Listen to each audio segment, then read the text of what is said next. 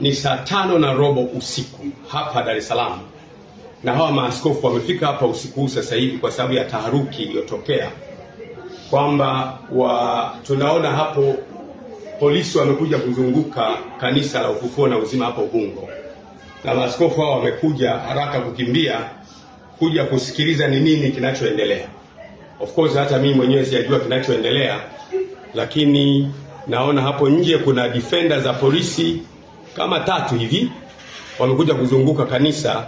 Hatujajua nini kinaendelea. Kwa hiyo tunataka maaskofu wenzetu wote na wachungaji wetu wote na waumini wetu wote mjue kwamba usiku huu saa 5 sasa hivi tarehe ngapi leo?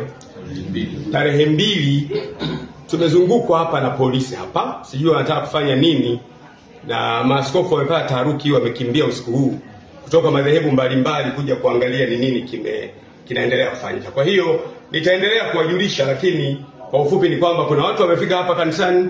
Tunaona defender, hatujajua ndio polisi au ndio watekaji wenyewe.